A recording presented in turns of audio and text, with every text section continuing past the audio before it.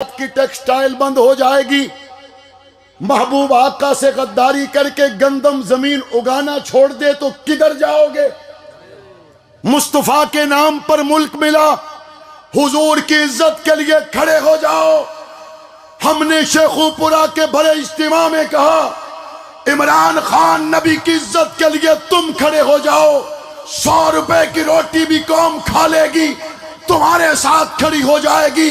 लेकिन उसके बाद डटने का नतीजा नहीं दिखाया गया। नतीजा यह दिखाया 26 लोग उस शाह के मुस्तफा रहमतुल्लिल आलमीन मस्जिद से निकले, गोलियों का निशाना बना दिए गए। 1 साल के बाद जेब से खत निकाल के कहते हो मुझे अमेरिका ने धमकी दी, मेरी हुकूमत को अमेरिका ने गिराया, मैं अमेरिका के मुकाबिल खड़ा हूं, यूरोपीय यूनियन के मुकाबिल खड़ा हूं। पाकिस्तान के मुसलमान पूछते हैं, जब ताजदारे मदीना की बात आई, रियासत मदीना के हुक्मरान खामोश क्यों थे? इसका मतलब है तुमने ज़ात पर फौकियत पाक पैगंबर को नहीं दी है। हम कल भी मुस्तफा के रोजे के साथ थे, हम आज भी मुस्तफा के रोजे के साथ हैं। मत बताओ हमें अमरीका अमरीका, साढ़े नाल वध कोई अमरीका ना लड़े आवे ते बैठते आवे। हमें बताते हो अमरीका क्या है? अमरीका से पूछो हम कौन है।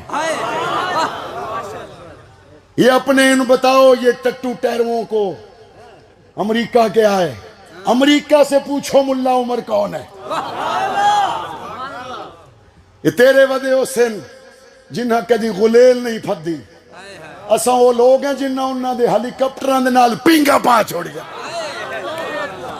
पाइयां कोई नहीं पाइयां। ये हमें अमरीका शमरीका ना बताओ। लोगों के लिए बड़ी ताकत होगा। 20 साल पहले जब अमरीका अफगानिस्तान पर आया, लोगों ने कहा सुपर पावर है। मौलाना आजम तारिक ने जवाब में कहा था, सुपर पावर सिर्फ अल्लाह, ला इलाहा इल्लल्लाह। सुपर पावर सिर्फ अल्लाह, सुपर पावर सिर्फ अल्लाह। पाकिस्तान का मतलब क्या? पाकिस्तान का मतलब क्या?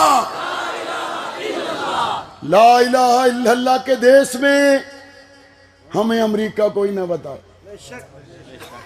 हाँ ठीक है, अगर तुम्हारे करीब वो ही हैं जिनको पता नहीं है तो बता दो, प्राइमरी तक बताओगे, बता दो प्राइमरी तक बताओगे। जब प्राइमरी तक बता लो फिर बताना आगे हाई स्कूल उनको हम पढ़ाएंगे। साफ बात है, तमाम सियासी जमातों के कारकुनों से कहता हूं, अपने लीडरों की गलतियों की सफाइयां देना छोड़ दो। अबू बकर सिद्दीक रज़ी अल्लाह ताला अन्हु ने सहाबी से कहा, मैं ठीक न चलूं तो क्या करोगे? जवाब में हुजूर का गुलाम कहता है, तुम टेढ़े हो के तो दिखाओ, तलवार की नोक से सीधा करेंगे। हजरत अमीर मुआविया ने जुम्मे के खुतबे में कहा, माले गनीमत पे हक हमारा है, जैसे चाहेंगे इस्तेमाल करेंगे। मस्जिद भरी हुई थी, बोला कोई नहीं। दूसरे जुम्मे में फिर फरमाया, माले गनीमत पे हक हमारा है, जैसे चाहेंगे इस्तेमाल करेंगे, बोला ही कोई नहीं। तीसरे जुम्मे में फिर फरमाया, माले गनीमत पे हक हमारा है, जैसे चाहेंगे इस्तेमाल करेंगे। एक बूढ़ा खड़ा हुआ, उसने कहा, मुआविया, माले गनीमत की तकसीम तो वही होगी जो रब और उसके रसूल ने की है, तेरी बात को हम मानने के लिए तैयार कोई नहीं। हजरत मुआविया खुतबा जुम्मा से फारिग हुए, इस बूढ़े को घर बुलाया। लोगों ने कहा, बाबे की याद जान गई, जिंदगी का आखिरी दिन है। जब बाहर निकला तो इनामात और इकरामात से भरा हुआ था। पूछा, बाबा बात क्या हुई? कहा, मुआविया ने मुझे बुलाकर कहा, 2 जुम्मे मैंने गलत बात कही, जवाब में बोला कोई नहीं। तीसरे जुम्मे तू बोला तो मैंने शुक्र अदा किया कि मुस्तफा ने फरमाया, उस बादशाह से रब राजी है जिसके मानने वाले सही रास्ता बताएं। तो मैं तो 2 जुम्मे परेशान हो गया। कि मैंने गलत बात कही और आगे से बोलने वाला भी कोई नहीं। ऐसा तो नहीं है कि रब नाराज है। अल्हम्दुलिल्लाह सुम्मा अल्हम्दुलिल्लाह, हमारा जिन अकाबरीन के साथ ताल्लुक है, हमारा जिन दरसगाहों से ताल्लुक है, वहां पर बात मिजाज की नहीं, वहां पर बात कुरान की बताई जाती है। वहां पे बुनियाद झूठे की रिवायत नहीं, वहां पे बुनियाद कुरान की आयत होती है। इसलिए मैं कहता हूं, सियासी जमातों के कारकुनों, अपने क़यादत की गलतियों को दुरुस्त बनाकर पेश करके अपनी आखिरत को बर्बाद करना छोड़ दो। मेयार बनाओ कबली वाले आका को। अपने लीडरों से कह दो, जहां तक तू मुस्तफा का वफादार है मियां, हम तेरे साथ हैं। और जिथू तू कन्नी मरोड़ी नहीं, सानू तेरी लोड़ कोई नहीं। 50,000 साल दे दिन शिफात तो मुस्तफा ने करनी। लेकिन यह मर्ज फैलता जा रहा है, यहां तक कि मस्जिद नबवी की बात आई, लोगों ने मस्जिद नबवी को पीछे कर दिया, तावीलें करने लग गए। करीब के अरसे में होने वाली मस्जिद नबवी की बेहुरमती हो या उससे पहले जिंदाबाद और मुर्दाबाद के लगाए जाने वाले नारे हो, सबकी मुजम्मत करनी चाहिए। और ये बुखार जो दिमाग पे आ गया ना, बुखार, और इस बुखार के आ जाने पर अगर किसी को ये हो कि एक दिन उतर जाएगा, उससे शिकवा नहीं है। जो बुखार के इंतहा पर मौत की बजाय जिंदगी सोच के बैठा हो, उसकी फिक्र करनी चाहिए। और सोच ये है 200 रुपए का पैकेज लगवाएंगे और इनकलाब आ जाएगा। मुझे बताओ, जब 44 मुल्क मिल के आए, उन्होंने सजदे किए थे या पैकेज लगवाए थे? वमन यतवक्कल अलल्लाहि फहुव हस्बुह। अल्लाह का कुरान कहता है, जो रब पे भरोसा करे तो अल्लाह उसके लिए काफी हो जाता है। वयर्ज़ुक़हु मिन हैसु ला यहतसिब, अल्लाह उसकी मईशत को वहां से मजबूत करता है जहां से उसका गुमान भी नहीं होता। पिछले हफ्ते बजट पेश किया है उन्होंने, अपनी महसूलात पर पेश किया है, बगैर बैरूनी इमदाद के पेश किया है।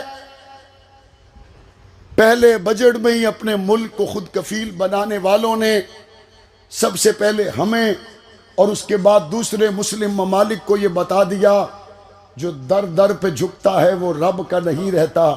रब के सामने झुक जाओ, रब दुनिया से तुम्हें बेनियाज कर देगा।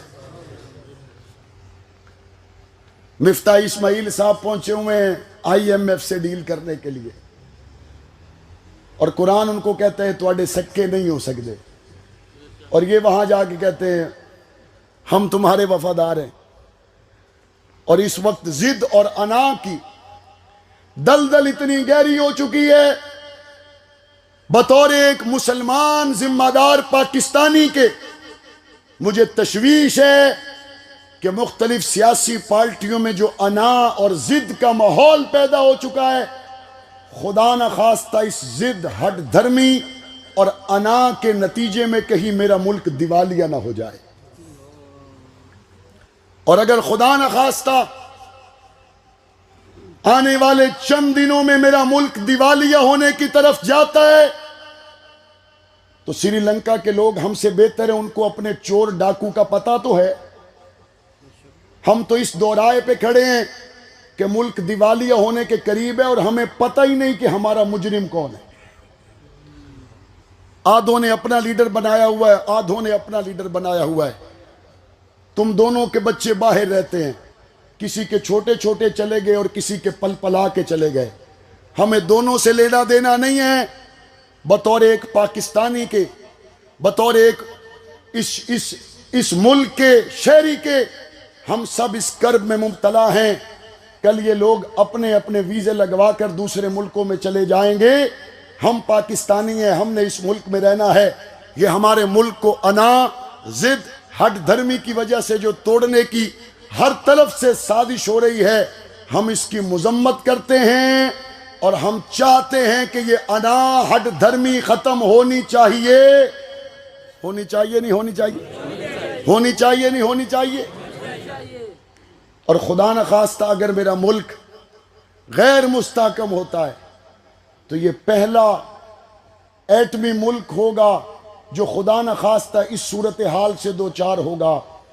अगले मरहले में रोज़े अव्वल से पाकिस्तान के दुश्मन जो हमारी जोहरी कुव्वत की वजह से हर दम हमारे खिलाफ साजिशों में मसरूफ हैं, अगले ही लम्हे वो कहेंगे कि आपका मुल्क दिवालिया हो चुका है, अब आपके पास ये पोजीशन नहीं रही कि आप अपनी कीमियाई हथियारों की हिफाजत कर सकें, लिहाजा उसकी सिक्योरिटी आप अक़वाम मुत्तहिदा के सुपुर्द करें।